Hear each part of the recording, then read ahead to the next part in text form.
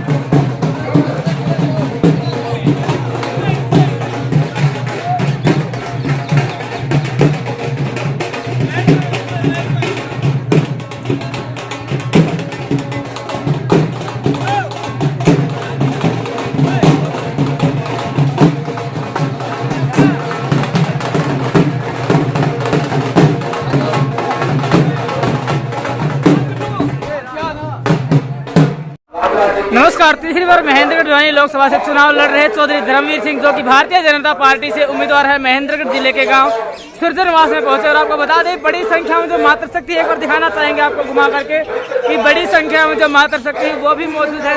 और इसी के साथ साथ बात कर ले तो बड़ी संख्या में जो ग्रामीण है वो मौजूद है। के जो चौधरी धर्मवीर सिंह है उनका स्वागत किया गया है। इसी के साथ साथ आपको बता दें, कंवर सिंह जो की बीजेपी पार्टी से काफी साल से जुड़े हैं, चेयरमैन डालू सिंह के साथ साथ पवन खैरवाल, देवेंद्र खातौर और भी कई जो कार्यकर्ता है बीजेपी के, वो गांव सरजनवास से देखिए सीधी तस्वीरें आपको दिखाई जा रही है। पवन जी अब आप सवाल कार्यक्रम गाँव सरजनवास में पहुंचे हैं, तो एक बार जोरदार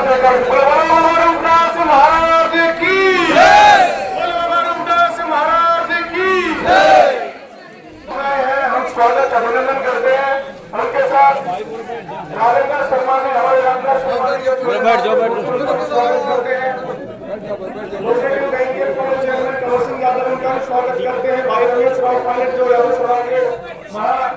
हमारे अध्यक्ष का स्वागत करते हैं कि आगे का दायित्वों में सबसे अग्रणी रहा है। और आज इतनी भीषण गर्मी में आप देख सकते हैं कि हमारी चेयरमैन साहिब विजयलक्ष्मी की टीम कितनी संख्या में आपके सामने उपस्थित है। और माननीय गणमान्य महानुभाव जो इस ग्राम को अपना काम छोड़ करके आपके सम्मान में आए हैं, हम आपका तय दिल से यहाँ आगमन पर पूरे आभार व्यक्त करते हुए आपका धन्यवाद करते हैं। और सुनिए क्या आपके पास आपकी जो साथ महानुभाव पहुंचे हैं उनका भी अभिनंदन और स्वागत है। इस कार्यक्रम को हम आगे बढ़ाते हुए आपको ये विश्वास दिलाना चाहते हैं कि संख्या को न देख करके पूरे गांव की इस समर्थन की बात को आप अपने हृदय में लेकर के जाएंगे। और नरेंद्र मोदी जी के हाथ मजबूत करने के लिए आप इस बार मंत्री बन के आएंगे। हमारे सकते हैं।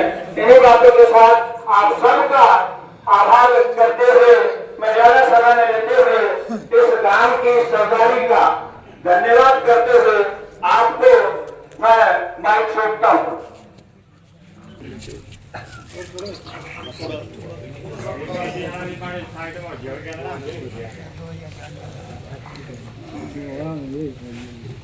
तो भाई सामने पर जरे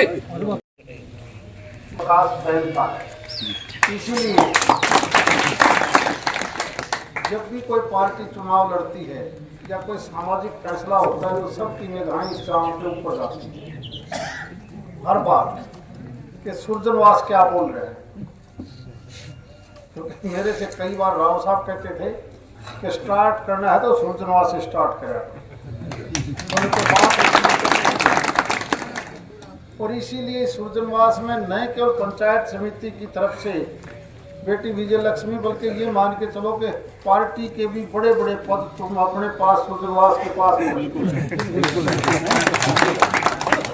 इसलिए सभी सम्मानित मेरे साथ आए हुए नेता साहिबान, गांव के सम्मानित बुजुर्गों, माता बहनों और बच्चों, पढ़ा लिखा गांव है और आजकल शिक्षा ही एकमात्र ऐसा साधन है जिसके माध्यम से देश प्रदेश आगे बढ़ सकता है। हम अगर पीछे का ये रिपोर्ट देखें तो इस देश को आज़ादी मिली 1947 में। हमारे से बाद में आज़ाद हुआ चाइना, सब देशों को छोड़ के आगे निकल गया। कारण केवल एक था कि जो वहाँ का नेता था वो मजबूत नेता था, फैसले सख्त लेके मैं देश को आगे ले गया, अमेरिका और रूस को भी क्रॉस कर गया। लेकिन हमने हमारा जो नेतृत्व मिला वो इतना बढ़िया नहीं मिला।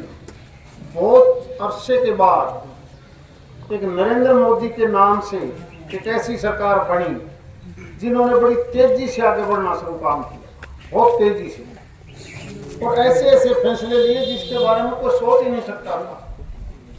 सरकार बनते सबसे पहले फैसला लिया नोटबंदी का। उस नोटबंदी का दूसरा अर्थ नहीं था, केवल ये देखना था कि टैक्स के रूप में पैसा तो इतना आता है, लेकिन ये जा कहाँ रहा है, जा गया कहाँ पर। और उसका नतीजा फिर निकला।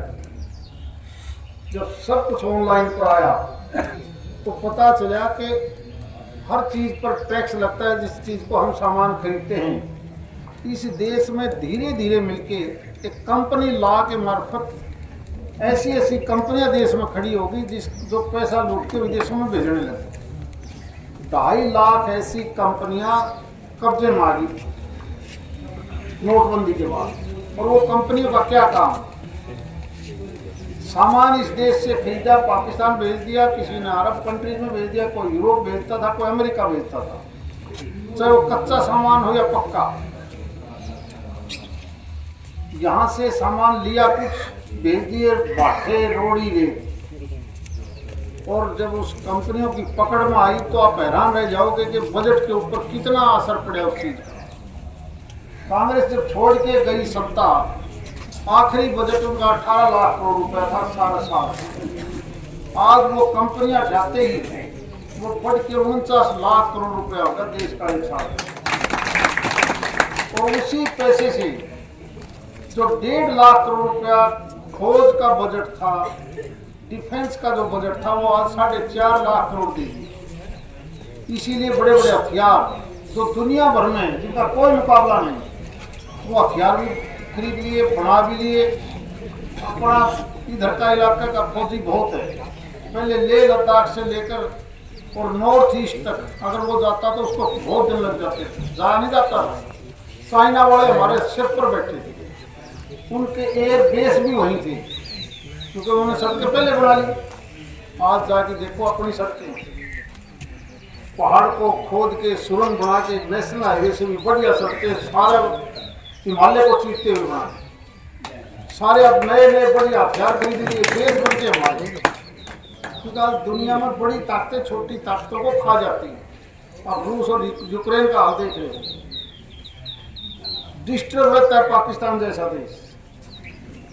और कांग्रेस वाले कहते हैं कि हमारी सरकार बनी तो हम ये हथियारें खत्म कर जाएंगे।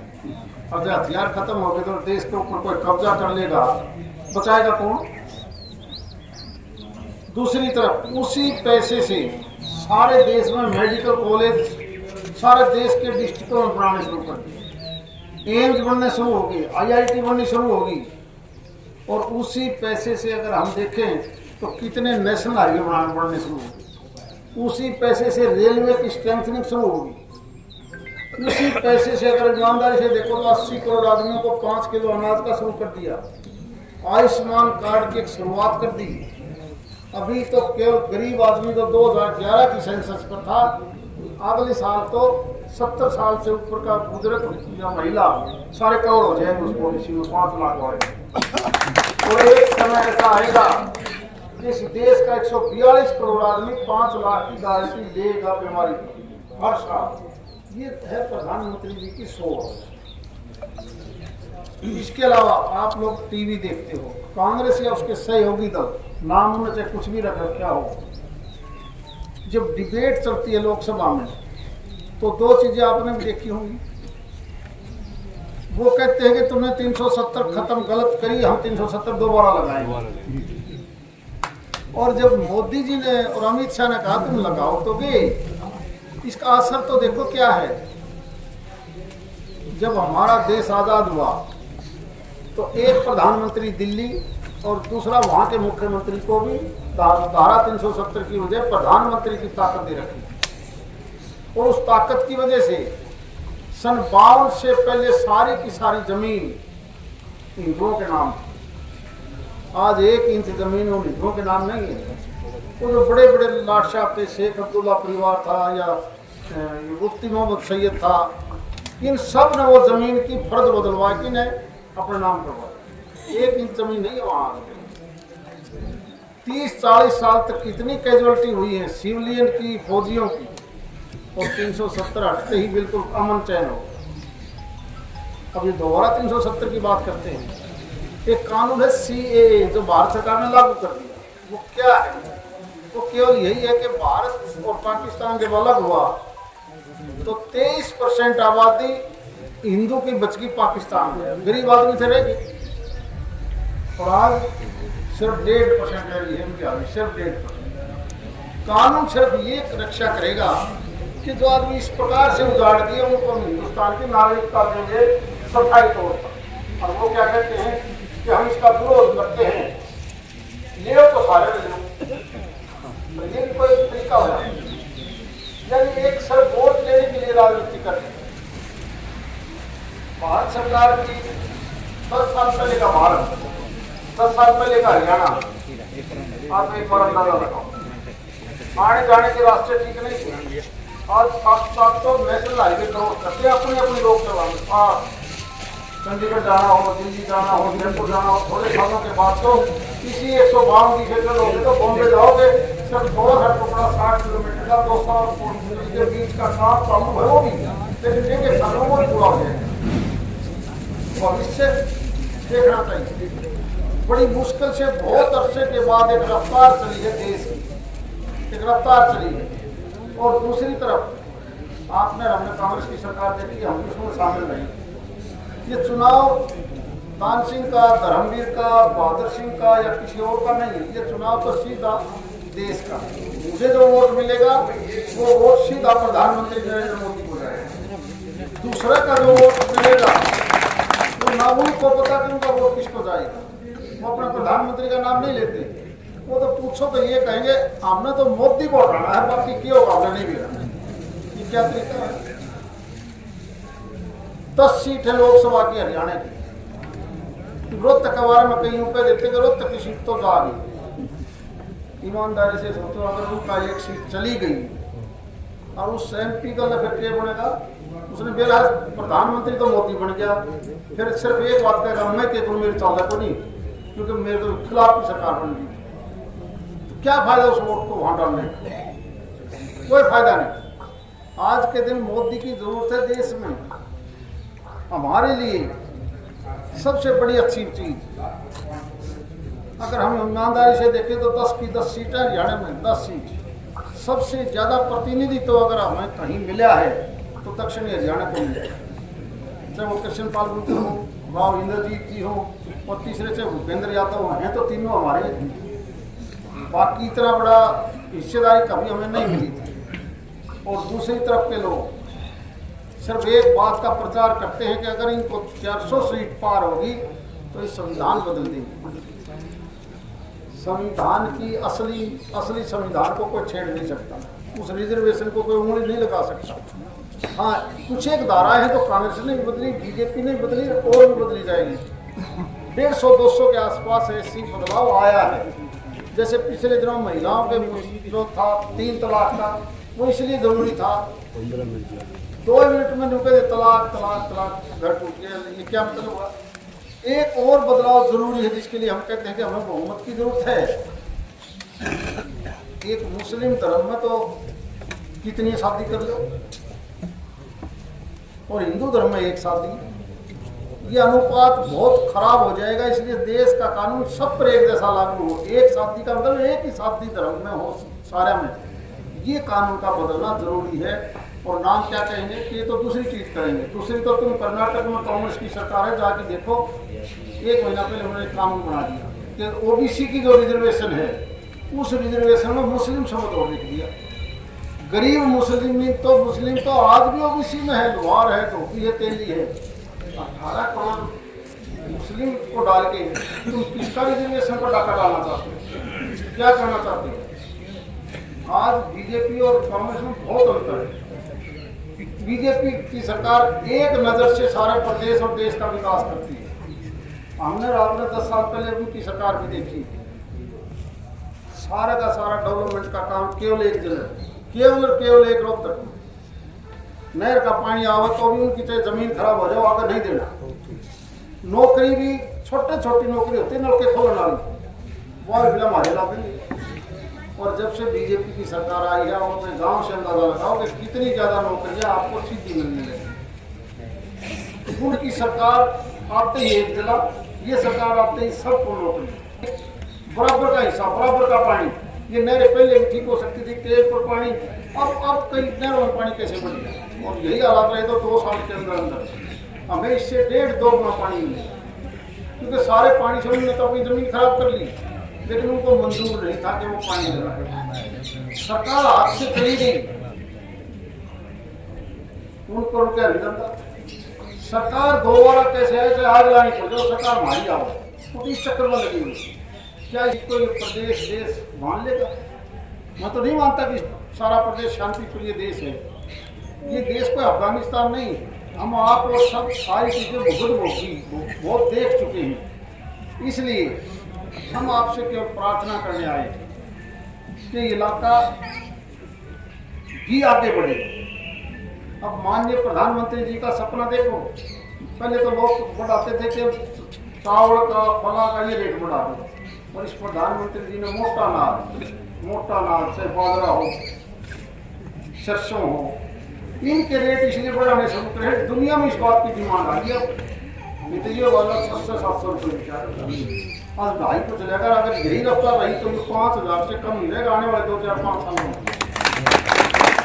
और उसमें कुछ खाने में कोई तो ताकत भी है, क्यों हमारी इसमें ताकत नहीं होती चावलों के। इसलिए आज और हम सब मिलकर केवल हम ये देश के नाम से वोट मांग रहे हैं। एक पार्टी देश को मजबूत करना चाहती है, दूसरी पार्टी देश के विरोध में कि हमें सरकार नहीं चाहिए, हमने तो मोदी हटाना है सिर्फ। ये कोई तरीका नहीं। ये जैसे समझदार गांव है। मैं तो केवल आपसे प्रार्थना करने आया हूँ कि ज़्यादा से ज़्यादा वोट केवल देश के लिए कमल के निशान पर बटन दबा के, ताकि देश और मजबूती से आगे बढ़े। आज 23 तारीख को माननीय मोदी जी आएंगे महेंद्रगढ़ के पास पाली यूनिवर्सिटी के पहले जहाँ आए थे, बिल्कुल वही थे 2014 में आए थे। तब आए थे असेंबली के इलेक्शन में। बाबा ये देश की मजबूती के लिए पार्लियामेंट के चुनाव में, इसलिए ये वोट मेरा नहीं, ये वोट देश के लिए है और आप सब के लिए है। यही प्रार्थना करने आए हैं। आपका बहुत बहुत धन्यवाद।